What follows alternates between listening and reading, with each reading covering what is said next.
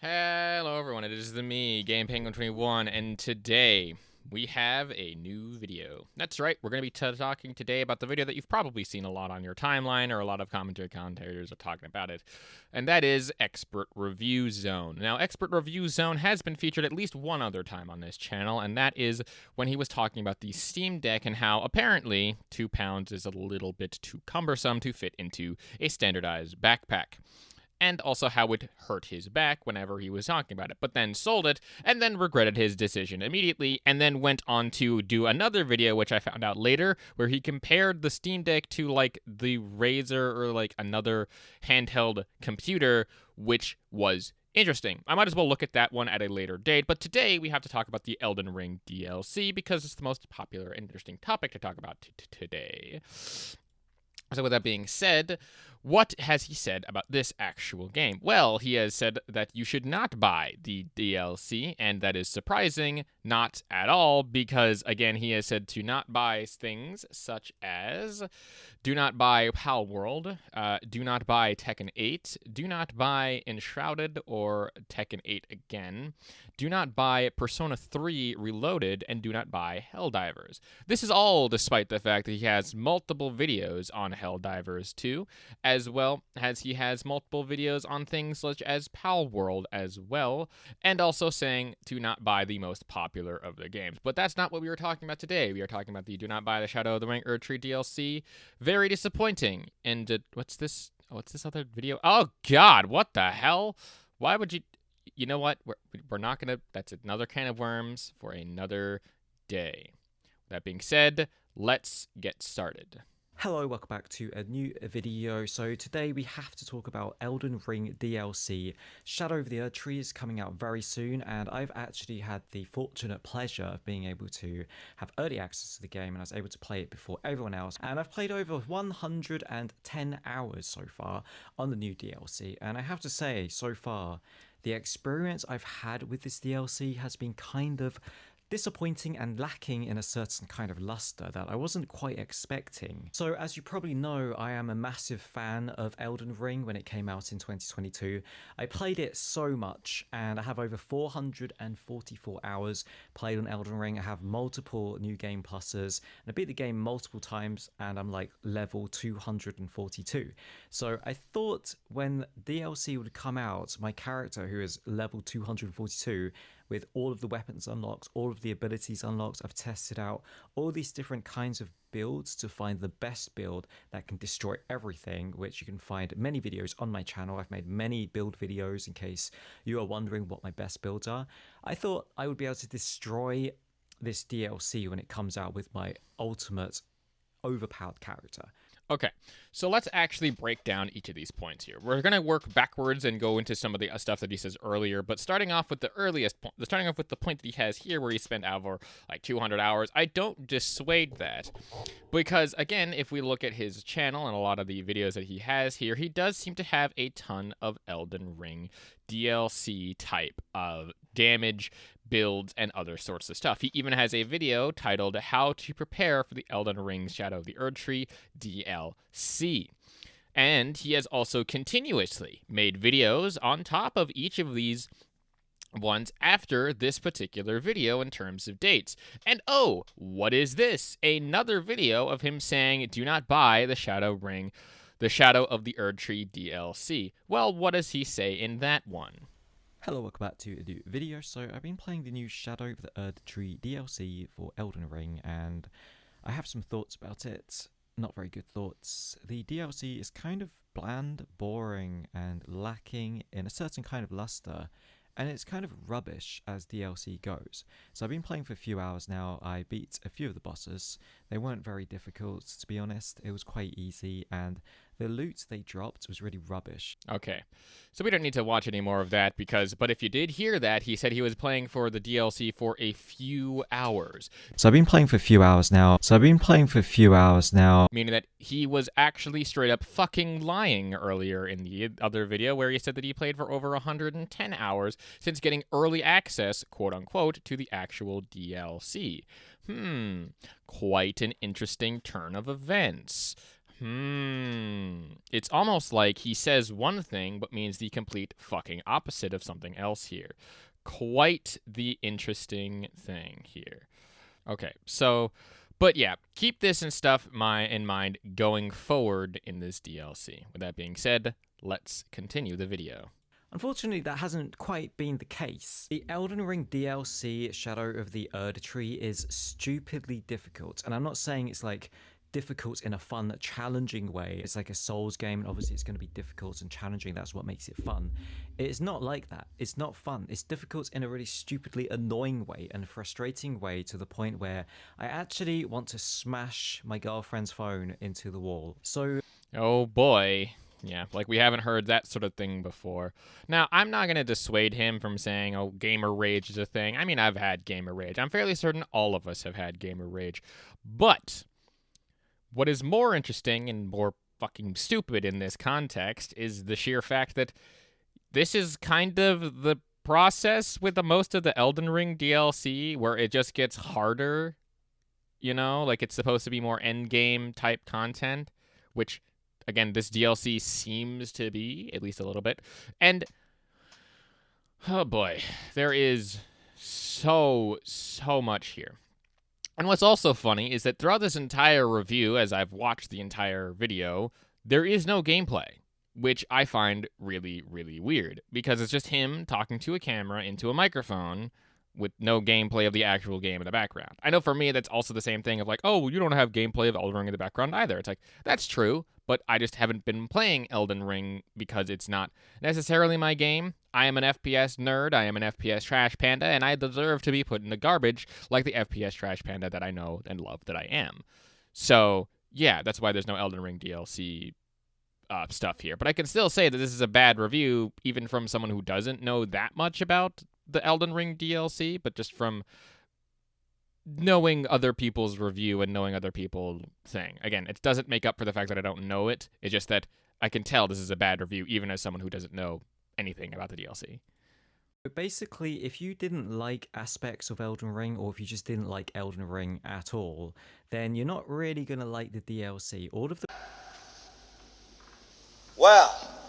No shit. problems that the base game had, like clunky mechanics, slow movement, annoyingly stupid bosses that take ages to defeat, and the only way to defeat them is not through skill, it's through memorization of their attack patterns. Once you've memorized their attack patterns, all of the bosses are a cakewalk. It's not difficult, it's just a matter of memorizing what they do and then just cakewalking them.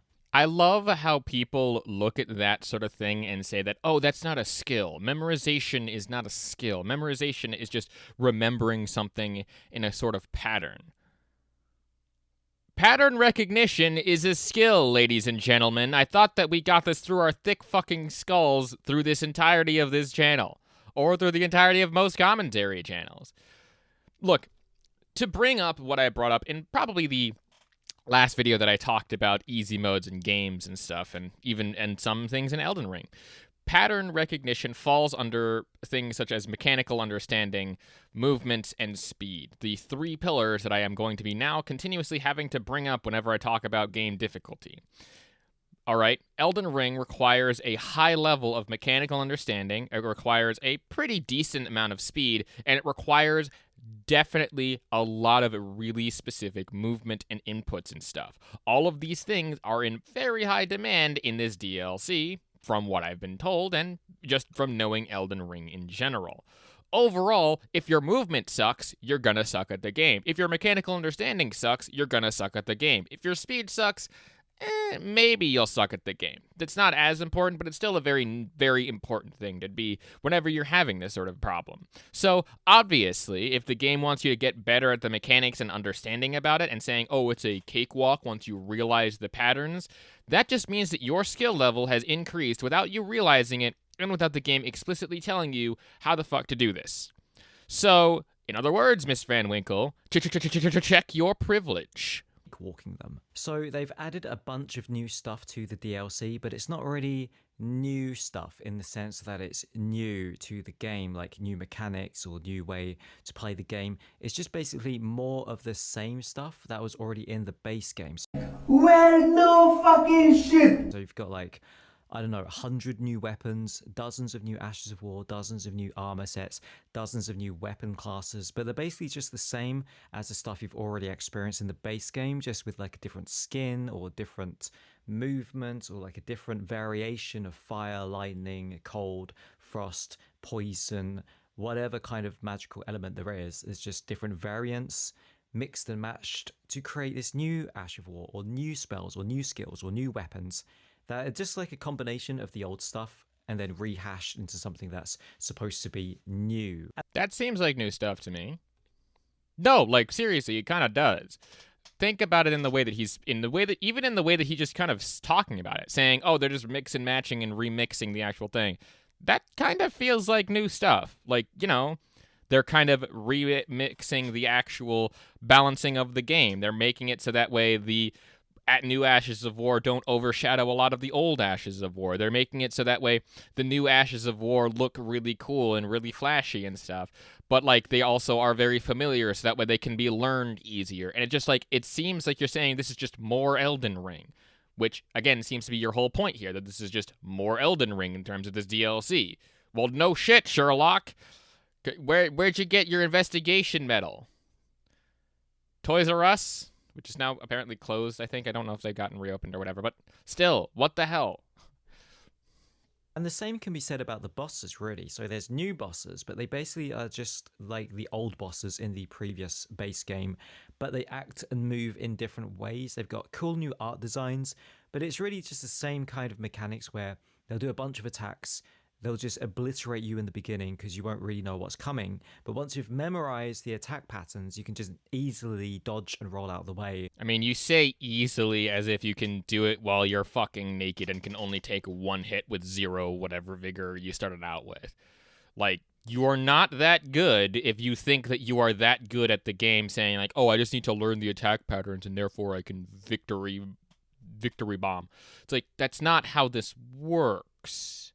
Like, and it's crazy to me how you think that, it just makes very little sense in the sense of, your skill seems to be increasing. So why are you saying that it's bad? Just because like you find it easy and you're not having fun with it? Then again, why did you make a whole bunch of fucking videos even on the DLC for Elden Ring if you said that it's bad? What the fuck? Roll out the way. Next, we have to talk about the new map. So in Shadow of the Erd Tree, you enter this shadow realm, and as you can imagine, it's a very dark land full of shadows, and it just looks kind of drab and dreary and ugly. It doesn't look anywhere near as good as the base game's map, where it was all whimsical and glowing, cool yellow golden lights, and there's like a big tree in the background. The shadow realm is just really boring to go around, and there's lots of little hidden paths and ways to get around bosses and stuff like that, and little secret areas, and that's cool and everything to explore. But I didn't really feel like there was this incentive or this massive burning urge to want to explore all these boring caves and boring dungeons that all kind of look the same after you've seen a few. As for the gameplay of the game, it is basically the same gameplay as the base game. So if you didn't like the gameplay in the base game, you won't like the gameplay in the new DLC. No shit, Sherlock! Again, I can probably just have this entire thing be summed up in that one Full Metal Jacket painting of like, well, no shit. Because obviously they're not going to completely and utterly just uproot the entire mechanics of the game just for one DLC. I mean, why not just make an entirely new video game if that's the case? And once more, there's a lot of, like, the way that you're describing it, you're like, oh, the map has a lot of really cool, interesting things and cool underground stuff and cool, interesting pathways and caves. Like, that sounds fucking cool to someone who has not actually played or watched, like, much of the DLC trailers because, again, they didn't really show too much. But, like, as someone who has seen some of the marketing materials and what you're talking about, that sounds fucking cool. Like, going into some of these dungeons and fighting new creatures and bosses, like, sign me the fuck up yesterday. Where do I pay? Oh, it's $30. I might not actually have that much money right now, so can you just, like, wait? So, yeah, again, jokes aside, the way that you're describing it, and it just because you don't seem to have the whimsy of wanting to go and discover why the hell this world's kind of fucking dark and destroying and disgusting looking, doesn't mean that everyone else wouldn't want to, do exactly what it is that you don't want to do. game. And that's just kind of like a personal preference, I guess. If you like fast action, highly responsive combat, then you're not going to find it in Elden Ring. You're not really going to find that in any of these Souls games, because Souls games are traditionally very clunky, very slow. You kind of just aim the camera at the enemy and you pace around it, looking for openings and weaknesses to attack them with, and then dodging and rolling or blocking the attacks and trying to predict the telegraphed, slow charged up, wind up attacks. Again, that just seems like standard Souls-like gameplay, but also seems rather interesting. I mean, again, it seems more tactical, more cool, just all sorts of neat stuff, you know?